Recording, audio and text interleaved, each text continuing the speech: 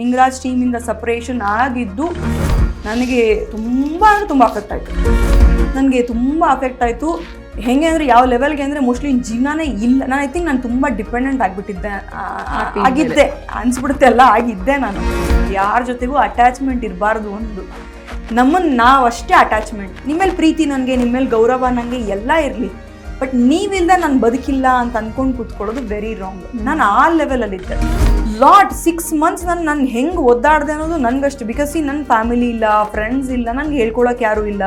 ನಾನು ಹೆಂಗೆ ಹೊರಗೆ ಬರಬೇಕು ಅನ್ನೋದು ನಂಗೆ ಐಡಿಯಾನೂ ಇಲ್ಲ. ಸೊ ನಾನು ನಿಮ್ಮ ಜೊತೆ ಮಾತಾಡ್ತಾ ಇರೋ ಒಂದು ಅಬ್ಸರ್ವ್ ಮಾಡಿದೆ.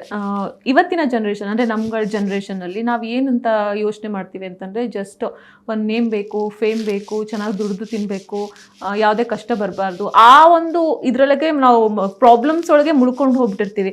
ಈ ಕಡೆ ನಮಗೆ ಸ್ಪಿರಿಚುಯಾಲಿಟಿ ಬಗ್ಗೆ ನಾವು ತುಂಬ ಕಡಿಮೆ ಯೋಚನೆ ಮಾಡ್ತೀವಿ.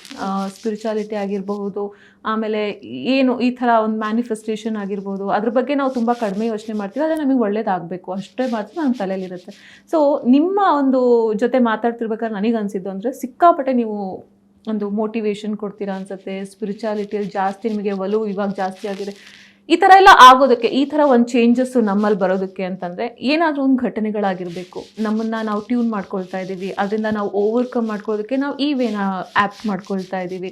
ಸೊ ಈ ಥರದ್ದು ಒಂದಿಷ್ಟು ನನಗೆ ಅನಿಸಿರೋದು. ನಿಮ್ಮಲ್ಲೂ ಅದೇ ಥರ ಆಗಿತ್ತಾ? ಒಂದಿಷ್ಟು ಘಟನೆಗಳು ನಿಮ್ಮನ್ನು ಈ ರೀತಿಯಾಗಿ ಮಾತಾಡೋಂಗೆ ಮಾಡ್ತಾ ಇದೆಯಾ ಲೈಫಲ್ಲಿ? ಅಥವಾ ಯಾವ ಘಟನೆ ಆಗಿರಬಹುದು ಅಂತ? ಒಂದು ನಾನು ಆಗಲೇ ಕೋಚ್ ಅಂತ ಹೇಳಿದೆ. ಅವನಿರುವಾಗ ನಂಗೆ ಯಾವಾಗಲೂ ವಾರ್ನಿಂಗ್ ಕೊಡೋನು, ಯುದ್ಧ ಕಾಲೇ ಶಸ್ತ್ರಾಭ್ಯಾಸ ಅಂತ ಮಾಡೋಕ್ಕೆ ಹೋಗ್ಬೇಡ, ನೀನು ಮೆಂಟಲಿ ಟ್ಯೂನ್ ಆಗೇ ಇಲ್ಲ. ನಾನು ಯಾಕಂದರೆ ಬಿಗಿನಿಂಗ್ನಲ್ಲಿ ನೆಗೆಟಿವ್ ಕಮೆಂಟ್ಸ್ ಬಂದಾಗ ಹೆವಿ ಅಳ್ಕೊಂಡು ಕೂತ್ಕೊಂಡ್ಬಿಡೋದು, ಬೇಜಾರು ಮಾಡ್ಕೊಳ್ಳೋದು, ಏನು ಕೆಲಸನೇ ಮಾಡಲ್ಲ ಹೋಗಿ ನಾನು ನಿನ್ನ ಮೇಲೆ ಅನ್ನೋ ಥರ ಎಲ್ಲ ಮಾಡ್ತಾ ಇದ್ದೆ.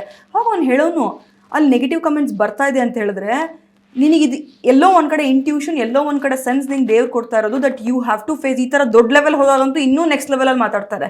ಸೊ ನೀನು ಅದಕ್ಕೆ ಪ್ರಿಪೇರ್ ಆಗಕ್ಕೆ ಇವಾಗಲಿಂದ ಬರ್ತದೆ. ಪ್ರಿಪೇರ್ ಆಗು. ನೀನು ಸ್ಟ್ರಾಂಗ್ ಮಾಡ್ಕೊಂಡ್ರೆ ಎಷ್ಟೋ ಜೀವನದಲ್ಲಿ ಪ್ರಾಬ್ಲಮ್ಸ್ ಬರುತ್ತೆ, ಅಬ್ಸ್ಟಕಲ್ಸ್ ಬರುತ್ತೆ. ನೀನು ರೆಡಿನೇ ಇಲ್ಲ. ಈಗ ಬಾಣ ಬಂತು, ಅದನ್ನು ಇಟ್ಕೊಳಕ್ಕೆ ನಿನ್ನ ಹತ್ರ ಕೆಪಾಸಿಟಿನೇ ಇಲ್ಲ ಅಂತ ಹೇಳಿದ್ರೆ, ಅಥವಾ ನೀನು ಕಲ್ತೇ ಇಲ್ಲ ಆ ಬಾಣನ ನಾನು ಬಂದಾಗ ಅದರಿಂದ ನಾನು ಹೆಂಗೆ ಪ್ರೊಟೆಕ್ಟ್ ಮಾಡ್ಕೋಬೇಕಂತ ನೀನು ಕಲ್ತೇ ಇಲ್ಲ ಅಂತ ಹೇಳಿದ್ರೆ ಸತ್ತೋಗ್ತೀಯಾ. ದಟ್ ಈಸ್ ಐ ಮೀನ್, ಆ ಬಾಣ ನಂಗೆ ಚುಚ್ಚುತ್ತೆ, ನೀನು ಸತ್ತೋಗ್ತೀಯಾ. ಇಷ್ಟು ನೀನು ರೆಡಿ ಮಾಡು ನಾನು ಕೇಳಿಲ್ಲ ಅವ್ನ ಮಾತನ್ನು. ನೋಡ್ಕೊಂಡ್ರಾಯ್ತು ಬಿಡು ಅನ್ಕೊಂಡು ಬಂದೆ. But yes, the separation, Ningaraj ಟೀಮಿಂದ ಸಪ್ರೇಷನ್ ಆಗಿದ್ದು ನನಗೆ ತುಂಬ ಅಫೆಕ್ಟ್ ಆಯಿತು. ಸಪ್ರೇಷನ್ ಒಂದು 3 years ಕೆಲಸ ನಾನು ಹೇಳಿದ್ನಲ್ಲ, ಆಗಲೇ ಹೇಳ್ದಂಗೆ ಒಂದು ರೀಸನ್ ಇರಲ್ಲ. ದೇರ್ ಕುಡ್ ಬಿ ಎಷ್ಟೋ ರೀಸನ್ಸ್ ಇರುತ್ತೆ, ಏನೇನೋ ಆಗಿರುತ್ತೆ, ನಮ್ದು ಏನೇನೋ ಇಶ್ಯೂಸ್ ಇರುತ್ತೆ. ನನಗೆ ತುಂಬ ಅಫೆಕ್ಟ್ ಆಯಿತು. ಹೆಂಗೆ ಅಂದರೆ ಯಾವ ಲೆವೆಲ್ಗೆ ಅಂದರೆ ಮೋಸ್ಟ್ಲಿ ಜೀವನನೇ ಇಲ್ಲ. ನಾನು ಐ ಥಿಂಕ್ ನಾನು ತುಂಬ ಡಿಪೆಂಡೆಂಟ್ ಆಗಿದ್ದೆ ಅನಿಸ್ಬಿಡುತ್ತೆ ಅಲ್ಲ, ಆಗಿದ್ದೆ ನಾನು.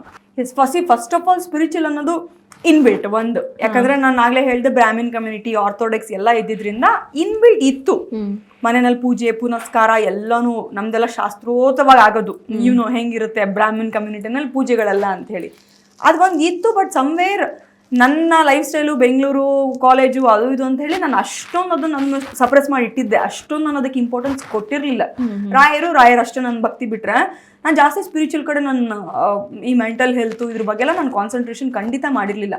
ಕೋಚ್ ಯಾವಾಗಲೂ ನನ್ನ ಕೋಚ್ ಹೇಳ್ಕೊಡೋನು, ಅಭಿಷೇಕ್ ಅಂತ ಅವ್ನು ಇದ್ದಿದ್ದು, ಯಾವಾಗಲೂ ಹೇಳ್ಕೊಡೋನು, ಯುದ್ಧ ಕಾಲೇ ಶಸ್ತ್ರಾಭ್ಯಾಸ ಬೇಡ, ನೀನು ರೆಡಿ ಆಗು, ಮೆಂಟಲಿ ಪ್ರಿಪೇರ್ ಆಗಿ ಇರಬೇಕು. ಯಾಕಂದರೆ ಯಾವ ಟೈಮ್ನಲ್ಲಿ ಏನಾಗುತ್ತೆ ಗೊತ್ತಿಲ್ಲ. ಎವ್ರಿ ಟೈಮ್ನಲ್ಲೂ, ಅದರಲ್ಲೂ ಎಸ್ಪೆಷಲಿ ನಮ್ಮ ಕಲರ್ಫುಲ್ ಇಂಡಸ್ಟ್ರಿನಲ್ಲಂತೂ ನಾವು ಎಷ್ಟು ಮೆಂಟಲಿ ಸ್ಟ್ರಾಂಗ್ ಆಗಿದ್ರು, ಯಾಕಂದ್ರೆ ನಮಗೆ ಪಾಸಿಟಿವ್ಗಿಂತ ನೆಗೆಟಿವ್ ನೋಡೋರೇ ಜಾಸ್ತಿ. ನಾವು ಎಷ್ಟೇ ಒಳ್ಳೆಯವರಾಗಿದ್ರು, ಎಷ್ಟೇ ಒಳ್ಳೆ ಕೆಲಸಗಳು ಮಾಡಿದ್ರು ಅದ್ರಲ್ಲಿ ಏನಾದರೂ ಒಂದು ಮೈನಸ್ ಹುಡುಕ್ತಾರೆ. ಹಂಗಿರುವಾಗ ನಮ್ಮನ್ನು ನಾವು ಸ್ಟ್ರಾಂಗ್ ಮಾಡ್ಕೊಳ್ಳೋದು ತುಂಬ ಇಂಪಾರ್ಟೆಂಟ್ ಇತ್ತು. ಬಟ್ ನಾನು ಕೇರ್ ಮಾಡಿರಲಿಲ್ಲ. ಯಾವಾಗ ನೋಡ್ಕೊಂಡ್ರಾಯ್ತು, ಎಲ್ಲ ಚೆನ್ನಾಗಿ ನಡೀತಿದೆಯಲ್ಲ ಏನು ಅನ್ನೋ ಒಂದು ಮೈಂಡ್ಸೆಟ್ಟಲ್ಲೇ ಇದ್ದಿದ್ದು.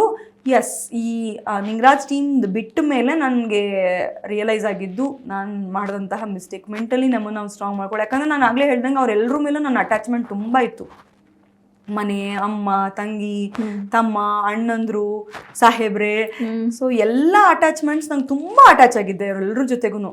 ಸಮ್ವೇರ್ ಒಳ್ಳೆಯದು, ನೀವು ಬಾಂಡಿಂಗ್ ರಿಲೇಷನ್ಶಿಪ್ಸ್ ಎಲ್ಲರ ಜೊತೆಗೂ ಚೆನ್ನಾಗಿರಬೇಕು. ಎಸ್, ಕೃಷ್ಣ ಹೇಳೋದೇ ಡಿಟ್ಯಾಚ್ಮೆಂಟ್, ಯಾರ ಜೊತೆಗೂ ಅಟ್ಯಾಚ್ಮೆಂಟ್ ಇರಬಾರ್ದು ಅನ್ನೋದು. ನಮ್ಮನ್ನು ನಾವಷ್ಟೇ ಅಟ್ಯಾಚ್ಮೆಂಟ್. ನಿಮ್ಮೇಲೆ ಪ್ರೀತಿ ನನಗೆ, ನಿಮ್ಮೇಲೆ ಗೌರವ ನನಗೆ ಎಲ್ಲ ಇರಲಿ, ಬಟ್ ನೀವಿಲ್ದ ನಾನು ಬದುಕಿಲ್ಲ ಅಂತ ಅಂದ್ಕೊಂಡು ಕೂತ್ಕೊಳ್ಳೋದು ವೆರಿ ರಾಂಗ್. ನಾನು ಆ ಲೆವೆಲಲ್ಲಿದ್ದೆ. ನನ್ಗೆ ಅದೇನೇ. ಯಾಕಂದರೆ ನನ್ನ ಕೆಲಸ ಎಲ್ಲೂ ಬೇರೆ ಕಡೆ ಹೋಗ್ತಾ ಇರಲಿಲ್ಲ, ಜನರು ಯಾರ ಜೊತೆಗೂ ಮೀಟ್ ಮಾಡ್ತಾ ಇರಲಿಲ್ಲ, ಫ್ರೆಂಡ್ಸ್ಗಳನ್ನ ಮೀಟ್ ಮಾಡ್ತಾ ಇರಲಿಲ್ಲ. ಒಂದೇ ಕಡೆ ಸ್ಟಿಕಾನ್ ಆಗಿ ಕುತ್ಕೊಂಡ್ಬಿಟ್ಟಿದ್ದು. ನಂಗೆ ಅದು ಬಿಟ್ಟಾಗ, ಟೀಮ್ ಬಿಟ್ಟು ಹೊರಡೆ ಬಂದಾಗ ನಂಗೆ ತುಂಬ ಸಫರ್ ಮಾಡಿದೆ. ಲಾಟ್ 6 months ನಾನು ಹೆಂಗೆ ಒದ್ದಾಡಿದೆ ಅನ್ನೋದು ನನಗಷ್ಟು. ಬಿಕಾಸ್ ನನ್ನ ಫ್ಯಾಮಿಲಿ ಇಲ್ಲ, ಫ್ರೆಂಡ್ಸ್ ಇಲ್ಲ, ನಂಗೆ ಹೇಳ್ಕೊಳಕ್ಕೆ ಯಾರೂ ಇಲ್ಲ, ನಾನು ಹೆಂಗೆ ಹೊರಗೆ ಬರಬೇಕು ಅನ್ನೋದು ನಂಗೆ ಐಡಿಯಾನೂ ಇಲ್ಲ. ಆ ಟೈಮ್ನಲ್ಲಿ ಕೌನ್ಸಿಲಿಂಗ್ ನಾನು ಫಸ್ಟ್ ಹುಡ್ಕೊಂಡಿದ್ದು. ಸೈಕ್ಯಾಟ್ರಿಸ್ಟ್ ಅಂತ ನಾವು ತೊಗೋತೀವಿ, ನಾವು ಡಿಪ್ರೆಷನ್ನು ಸ್ಟ್ರೆಸ್ಸು ಅಂತ ಅಂದ್ಕೊಂಡು. ಬಿಕಾಸ್ ನಾನು ತುಂಬ ವರ್ಸ್ಟ್ ಸ್ಟೇಜ್ನಲ್ಲಿದ್ದೆ. ನಾನು ಮೆಡಿಸಿನ್ಸ್ ಶುರು ಆಯಿತು. ಮೆಡಿಸಿನ್ಸಿಂದ ಯಾಕೋ ಮೆಡಿಸಿನ್ಸ್ ವರ್ಕ್ ಆಗ್ತಿಲ್ಲ ಅಂತ ಶುರು ಆದಾಗ ಐ ಸ್ಟಾರ್ಟೆಡ್ ಕೌನ್ಸಿಲಿಂಗ್ಸ್ ಶುರು ಮಾಡಿದೆ. ಹೀಗೆ ಒಬ್ಬರಿಂದೊಬ್ಬರಿಗೆ ನನ್ನ ಕಾಂಟ್ಯಾಕ್ಟ್ ಸಿಗೋಕ್ಕೆ ಶುರು ಮಾಡಿದೆ. ಹೀಲಿಂಗ್ಸು, sound therapies, breath works, ice ಬಾತ್ಸು, ನಾನು ಏನೇನೋ ಮಾಡಿಬಿಟ್ಟೆ. ಆ ಪ್ರೊಸೆಸ್ನಲ್ಲೇ ನಂದು ನನಗೆ ಗೊತ್ತಿದ್ದಿದ್ದು ಒಂದೇ ರಾಯರು, ಕೃಷ್ಣ, ಎರಡೇ ನನಗೆ ಗೊತ್ತಿರೋ ಹೆಸರು. ಬಿಟ್ಟರೆ ಬೇರೆ ಯಾರೂ ಗೊತ್ತಿಲ್ಲ, ಏನು ಮಾಡ್ಬೇಕು ಗೊತ್ತಿಲ್ಲ ನಂಗೆ. ದಾರಿ ಒಂದೇ ಮಾಡ್ತದ್ದೆ, ಅವ್ರನ್ನ ನಂಬಬೇಕು. ಸೊ ಬೇರೆ ಮಾತಿದ್ರೆ ನಾನು ತಿಂಗ್ಳಿಗೆ ಒಂದ್ಸಲ ಮಂತ್ರಾಲಯಕ್ಕೆ ಹೋಗ್ತೀನಿ. ಅಂಡ್ ಮಂತ್ರಾಲಯಕ್ಕೆ ಹೋಗ್ತೀನಿ ಅಂತ ಹೇಳಿದ್ರೆ ಇವತ್ತಿಗೆ ಮಂತ್ರಾಲಯ ಅಲ್ಲ ನನಗೆ. ನಾನು 2.5 ತಿಂಗಳು ಮಗು ಫಸ್ಟ್ ಟೈಮ್ ನಾನು ಮಂತ್ರಾಲಯ ಕಾಲಿಟ್ಟಾಗ ನಾನು ಹೆಸರಿಟ್ಟಿದ್ದೆ ಸುಷಮೀಂದ್ರ ತೀರ್ಥರು ಅಂತ ಹೇಳಿ. ನನ್ನ ಒರಿಜಿನಲ್ ಹೆಸರು ಭೂಮಿಕಾ, ಬಟ್ ಭಾಗ್ಯಶ್ರೀ ಅಂತ ನಾಮಕರಣ ಮಾಡಿದ್ದೆ ಸುಷಮೀಂದ್ರ ತೀರ್ಥರು, ಮಠಾಧಿಪತಿಗಳು ಆಫ್ ಮಂತ್ರಾಲಯ. ಸೊ ನನ್ಗೆ ಇವತ್ತು ನಿನ್ನೆ ಮನೆಗೆಲ್ಲ ರಾಯರು ಅಲ್ಲಿಂದನೇ ಇರೋದು. ಹೋಗ್ತಾ ಇದ್ದೆ. ಶುರು ಆಯಿತು, ಒಂದು ಕಡೆಯಿಂದ ಶುರು ಆಗಿದ್ದು. ನೆಮ್ಮದಿ ಅನ್ನೋದು ಶುರು ಆಯ್ತು ನನಗೆ. ಹೆಂಗೆ ಗಂಡಸ್ರು ಅಂತ ಬಂದ್ರೆ ಲವ್ ಬ್ರೇಕಪ್ ಆದಾಗ, ಇನ್ನೊಂದಾದಾಗ ಡ್ರಿಂಕ್ಸ್ ಮಾಡೋದು, ಸ್ಮೋಕ್ ಮಾಡೋದು, ಅಥವಾ ಇನ್ನೇನೋ ಒಂದು ವೇಸ್ನ ಹುಡ್ಕೋತಾರೆ. ನಾವು ಹೆಣ್ಮಕ್ಳಂದ್ರೆ ಆ ವೇಸ್ನ ಹುಡ್ಕೊಳಕ್ ಹಿಂಜರಿತೀವಿ ಅಥವಾ ಮಾಡೋದಿಲ್ಲ. ಸೊ ನಂಗೆ ಅದು ಮಾಡೋದು ಬೇಕಾಗೂ ಇರಲಿಲ್ಲ. I was not interested. ನಾನು ಹುಡ್ಕೊಂಡಂತಹವೇ ಇದೆ. ಬುಕ್ಸ್ ಇತ್ತು, ಬುಕ್ಸ್ ಮೇಲೆ ಕಾನ್ಸಂಟ್ರೇಷನ್ ಮಾಡೋಕೆ ಆಗ್ತಾ ಇರಲಿಲ್ಲ. ಬಿಕಾಸ್ ಕೂತ್ಕೊಂಡು ಓದೋದು ಅಂತ ಹೇಳಿದ್ರೆ ಇಲ್ಲ, ಏನೂ ಇರಲಿಲ್ಲ. ಸೊ ಒಂದೊಂದು ಕಡೆಯಿಂದ ಶುರು ಆಗಿದ್ದು. ಅಲ್ಲಿಂದ ಹೀಲಿಂಗ್ಸ್ ಶುರು ಆಯಿತು. ಒಂದಕ್ಕೊಂದು ಕನೆಕ್ಷನ್ ಶುರು ಆಯಿತು. ದೇವ್ರುಗಳು ಶುರು ಆಯಿತು. 3 months ಲಿಟ್ರಲಿ ಸ್ಪಿರಿಚುವಲ್ ಜರ್ನಿನಲ್ಲೇ ಇದ್ದೆ. ಸೋಲೋ ಟ್ರಾವೆಲು ಎಲ್ಲ ನೋಡ್ಕೊಂಡ್ಬಂದ್ಬಿಟ್ಟೆ. ಅಯೋಧ್ಯ, ಕಾಶಿ, ಕೇದಾರ್ನಾಥ್, ಹರಿದ್ವಾರ, ಋಷಿಕೇಶು, ನೇಪಾಳದಲ್ಲಿ ಪಶುಪತಿ, ಮನೋಕಾಮ್, ಅಂದರೆ ದೇವಸ್ಥಾನಗಳೇ ಕಂಪ್ಲೀಟ್. ಇಲ್ಲಿಂದ ಅಲ್ಲಿವರೆಗೂ ರೆಗ್ಯುಲರಾಗಿ ಒಬ್ಬಳೇ ಟ್ರಾವೆಲ್ ಮಾಡೋಕ್ಕೆ ಶುರು ಮಾಡಿದೆ. ಟ್ರಾವೆಲ್ ತುಂಬ ಹೆಲ್ಪ್ ಆಯಿತು ನನಗೆ. ಈ ಥರ ಥೆರಪೀಸ್ ಹೆಲ್ಪ್ ಆಯಿತು. ಆ್ಯಂಡ್ ಏನು ಮಾಡ್ತೀವಿ ಇವತ್ತಿನ ದಿನಕ್ಕೆ, ಮೆಂಟಲ್ ಹೆಲ್ತ್ ಅನ್ನೋದು ನಾವು ಇವತ್ತಿಗೆ ಕೊಟ್ಟಿರೋ ಹೆಸರು, ಡಿಪ್ರೆಷನ್ನು, ಸ್ಟ್ರೆಸ್ಸು ಅಂತ ಹೇಳಿ ಇವತ್ತಿಗೆ ಹೆಸರು. ಬಟ್ ಈ ದುಃಖ ಅನ್ನೋದು ನಮ್ಗೆ ಅವಾಗ್ಲಿಂದನೂ ಇತ್ತಲ್ವಾ. ನಾನು ಭಗವದ್ಗೀತೆ ಓದುವಾಗ ಫಸ್ಟ್ ಅದೇ ಎಲ್ಲೋ ಒಂದು ಕಡೆ ಓದಿದೆ. ಯುದ್ಧ ಭೂಮಿಯಲ್ಲಿ ನಿಂತ್ಕೊಂಡಾಗ ಕುರುಕ್ಷೇತ್ರದಲ್ಲಿ ಅರ್ಜುನ ಕೃಷ್ಣನ್ಗೆ ಹೇಳೋ ಮಾತೆ ಅವ್ನು ಬೇಜಾರು ಮಾಡ್ಕೊಂಡು ನಿಂತ್ಕೋತಾನೆ, ದುಃಖದಲ್ಲಿ ಕಣ್ಣೀರು ಹಾಕ್ತಾ ಹೇಳ್ತಾನೆ, ನನ್ನ ಅಣ್ಣ ತಮ್ಮಂದಿರ ಜೊತೆಗಿನ ನಾನು ಯುದ್ಧ ಮಾಡುವಂತಹ ಪರಿಸ್ಥಿತಿ, ಅವ್ರನ್ನ ಹೆಂಗೆ ಫೇಸ್ ಮಾಡಲಿ, ನಾನು ಇಂಥ ಒಂದು ಪರಿಸ್ಥಿತಿ ನಂಗೆ ತೊಗೊಂಬಂದು ನಿಲ್ಲಿಸ್ಬಿಟ್ಟಲ್ಲಪ್ಪ, ಈ ಥರ ಪರಿಸ್ಥಿತಿ ಯಾಕೆ, ಈಸ್ ಇನ್ ಸ್ಟ್ರೆಸ್, ಅವ್ನು ಬೇಜಾರಲ್ಲಿದ್ದಾನೆ, ದುಃಖದಲ್ಲಿದ್ದಾನೆ. ಬೇರೆ ಭಗವದ್ಗೀತೆ ಶುರು ಆಗಿ ಇವತ್ತಿನ ದಿನ ನಾವು ಹೆಂಗಪ್ಪ ನಮ್ಮೋರಿಂದಲೇ ಮೋಸ ಆಯಿತು, ನಮ್ಮೋರಿಂದನೇ ನಂಗೆ ಬೇಜಾರಾಯಿತು ಅಂತ ನಿಂತ್ಕೋತೀವಲ್ಲ. ಸೊ ಬೇರೆ ಸ್ಟ್ರೆಸ್ಸು, ಡಿಪ್ರೆಷನ್ ಅನ್ನೋದು ಇವತ್ತಿಗೆ ಇಟ್ಟಿರೋ ಫ್ಯಾಂಟಸಿ ವರ್ಡ್ಸ್. ಬಟ್ ಈ ಎಲ್ಲ ದುಃಖಗಳು ಅವತ್ತಿನ ದಿನಕ್ಕೂ ಇತ್ತು. ಕೃಷ್ಣ ರಾಧಾ ಲವ್ ಬ್ರೇಕಪ್ ಆಗಿ ಅವರಿಬ್ರು ಒಂದಾಗ್ತಿದ್ದಾಗ ಕೃಷ್ಣಂಗೂ ದುಃಖ ಇತ್ತು, ಅದನ್ನೇ ಡಿಪ್ರೆಷನ್ ಅಂತ ಹೆಸರು. ಇವತ್ತು ನಮಗೂ ಅಷ್ಟೇ ಲವ್ ಬ್ರೇಕಪ್ ಆಗುತ್ತೆ ಅಂದ್ರೆ ಡಿಪ್ರೆಷನ್ ಅಲ್ವಾ, ಅದು ಅದಕ್ಕೊಂದು ನೇಮ್ ಕೊಟ್ಟಿದ್ದೀವಿ ಅಷ್ಟೇ. ಆದ್ರೆ ಅವತ್ತಿನ ದಿನಕ್ಕೆ ಅಯ್ಯೋ ಅವ್ರು ದೂರ ಆದ್ರೂ ಪಾಪ ದುಃಖ ಇತ್ತು, ದೇವರಿಗೆ ದುಃಖ ಇತ್ತು, ನಮ್ಗಿರಲ್ವಾ. ಬಟ್ ಅಲ್ಲಿಂದ ಹೆಂಗ್ ಎದ್ದು ಹೊರಗೆ ಬರ್ತೀವಿ ಅನ್ನೋದೇ ಭಗವದ್ಗೀತಾ. ಆಕ್ಚುಲಿ ಭಗವದ್ಗೀತಾ ಅನ್ನೋದು ನಾವು ಸುಮ್ಮನೆ ಓದ್ಬಿಡ್ತಾರೆ, ಹಂಗೆ ಓದ್ಬಿಡ್ತಾರೆ ಅಲ್ಲ. ನಾನು ಶುರು ಮಾಡಿದ್ಮೇಲೆ ನನಗೆ ಅರ್ಥ ಮಾಡಿಸ್ಕೊಳಕ್ ಶುರು ಮಾಡಿದ್ಮೇಲೆ ಗೊತ್ತಾಗಿದ್ದು exactly yes, Bhagavad Gita is a life manual.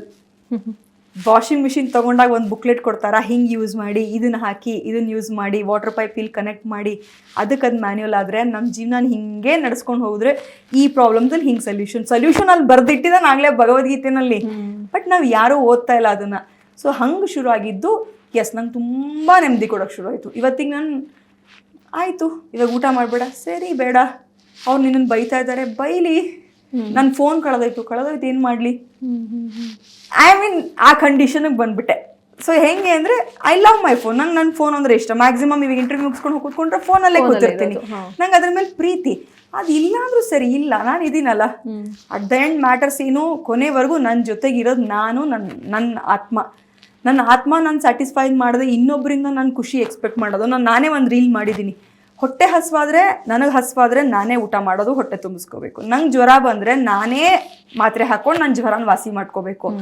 So ದುಃಖನ ಮಾತ್ರ ನೀನು ಕೊಡ್ತಿದ್ಯಾ, ಖುಷಿನ ಮಾತ್ರ ನೀನು ಕೊಡ್ತಿದ್ಯಾ ಅಂದ್ರೆ ನಿನ್ನ ಮೇಲೆ ಬ್ಲೇಮ್ ಯಾಕೆ, ನಿನ್ನಿಂದ ಎಕ್ಸ್ಪೆಕ್ಟೇಷನ್ಸ್ ಯಾಕೆ? So you be your own reason. ನಂಗೆ ಇವತ್ತಿಗೆ ನಾನು ಎದ್ದು ಕೆಲಸ ಮಾಡೋಕ್ಕೆ ಇಷ್ಟ ಇಲ್ಲ, ನಾನು ಮಾಡಲ್ಲ, ನನ್ನ ಮನಸ್ಸಿಲ್ಲ, ನನ್ನ ಖುಷಿ, ನಾನು ಮಾಡಲ್ಲ. ಇವತ್ತಿಗೆ ಎದ್ದು ಬೆಳಿಗ್ಗೆನೇ ಜಿಮ್ಗೆ ಹೋಗಬೇಕು, ಎಸ್ ಮಾಡ್ತೀನಿ. ಇವತ್ತು ನಾನು ಉಪವಾಸ ಇರಬೇಕು, ನನಗೇನು ಖುಷಿ, ಅದನ್ನ ನಾನು ಮಾಡ್ತೀನಿ. ನನ್ನಿಂದ ಇನ್ನೊಬ್ರಿಗೆ ಹರ್ಟ್ ಮಾಡಲ್ಲ, ಬಟ್ ನನ್ನ ಖುಷಿ ನನಗೆ. ಮಾಡ್ತೀರ. ಈ ಒಂದು ಜರ್ನಿ ಸ್ಪಿರಿಚುವಲ್ ಲೈಫ್ ನಿಮ್ಗೆ ತಗೊಂಬಂದು ನಿಲ್ಸೋದು. ಹಂಗಂತ ಸ್ಪಿರಿಚುವಲ್ ಅಂದ ತಕ್ಷಣ 3 ಹೊತ್ತು ದೇವ್ರು ದಿಂಡ್ರು ಪೂಜೆ ಮಾಡ್ಕೊಂಡಿರು, ಪುನಸ್ಕಾರ ಮಾಡ್ಕೊಂಡಿರು ಅಲ್ಲ ಸ್ಪಿರಿಚುವಲ್. ಅದು ಇದೆ, ಆ ತರ ಅನ್ಕೊಂಡಿದ್ದಾರೆ ಎಷ್ಟೊಂದು ಜನ. ಇಲ್ಲ, ನಾನು ಮಾಡರ್ನ್ ಆಗಿ ಇರ್ತೀನಿ, ಜೀನ್ಸ್ ಪ್ಯಾಂಟ್ ಹಾಕ್ತೀನಿ, ಮನೆಯಲ್ಲಿದ್ರೆ ಅಂತೂ ಶಾರ್ಟ್ಸ್ ಹಾಕೊಂಡು ಓಡಾಡ್ತಾ ಇರ್ತೀನಿ, but still I sit. Spiritual ಅನ್ನೋದೇನು ದ ಇಂಟರ್ನಲ್ ನಿಮಗೆ ನೀವು ಪೀಸ್ ಕಂಡ್ಕೊಂಡು ಆ ಒಂದು ಮೆಡಿಟೇಷನ್ ಅಂತೂ ನಾನು ಮಾಡ್ತೀನಿ. ಆ ಸ್ಟೇಜ್ನಲ್ಲಿ always think good, do good, be good, ಅಷ್ಟೇ ಸ್ಪಿರಿಚುವಲ್. ನಿಮ್ಮಿಂದ ಒಬ್ರಿಗೆ ಹಾರ್ಮ್ ಆಗ್ಲಿಲ್ವಾ, ನೀವು ಒಳ್ಳೆಯವರು, ನೀವು ಸ್ಪಿರಿಚುವಲ್ ಲೈನಲ್ಲಿ ಇದ್ದೀರಾ ಅಷ್ಟೇ. ಏನೋ ಅಂತಾರಲ್ಲ ನಮ್ಮ ಕಡೆ, ಮಾಡೋದು ಅನಾಚಾರ ಮನೆ ಮುಂದೆ ಬೃಂದಾವನ ಅಂತ. ನಾನು ಅದೇ ಆಗ್ಲೇ ಎಕ್ಸಾಂಪಲ್ ಕೊಟ್ಟಂಗೆ ಇನ್ಸ್ಟಾಗ್ರಾಮ್ ಅಲ್ಲಿ ನಿಂತ್ಕೊಂಡು ಭಗವದ್ಗೀತೆ ಹೇಳಿ ಬ್ಯಾಕ್ ಗ್ರೌಂಡ್ ಅಲ್ಲಿ ಹೋಗಿ ನಾನು ಪಬ್ಬಲ್ ಡ್ಯಾನ್ಸ್ ಮಾಡ್ತೀನಿ ಅಂದ್ರೆ that's not spiritual, that's not fake life ಅದು. ಸೊ ಅಲ್ಲೇನ್ ಹೇಳ್ತೆ, ಇಲ್ಲೂ ಅದೇ ಬದುಕು, ದಟ್ ಇಸ್ ಸೋಷಿಯಲಿ ಹೆಂಗ್ ಬೇಕೋ ಹಂಗ್ ಲೈಫ್ ಲೀಡ್ ಮಾಡ್ತಾ ಇದಾರೆ ನಂಗೆ ಆಗ್ಬಿಡುತ್ತೆ. ಎಕ್ಸಾಕ್ಟ್ಲಿ, ಇವತ್ತಿನ ದಿನಕ್ಕೆ ಅದೇ ಇರೋದು.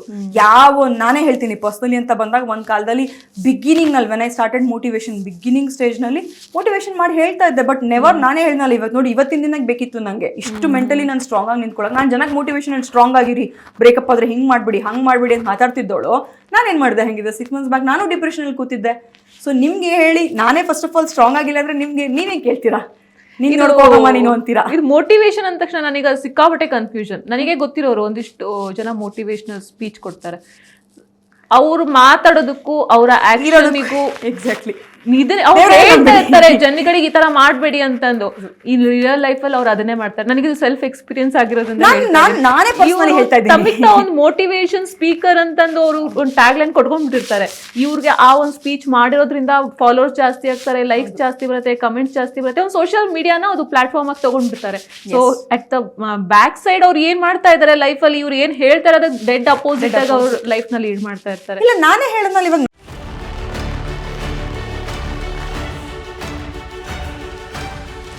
ಹೋಪ್ಫುಲಿ ಈ ವಿಡಿಯೋ ನಿಮಗೆ ಇಷ್ಟವಾಗಿದೆ ಅಂತ ಭಾವಿಸ್ತೀನಿ. ಇಷ್ಟವಾಗಿದೆ ಲೈಕ್ ಮಾಡಿ, ಕಮೆಂಟ್ ಮಾಡಿ, ಮತ್ತೆ ಶೇರ್ ಮಾಡಿ. ಹಾಗೆ ವಿಶ್ವವಾಣಿ ಸ್ಪೆಷಲ್ ಯೂಟ್ಯೂಬ್ ಚಾನಲ್ನ ಸಬ್ಸ್ಕ್ರೈಬ್ ಮಾಡಿ. Thank you.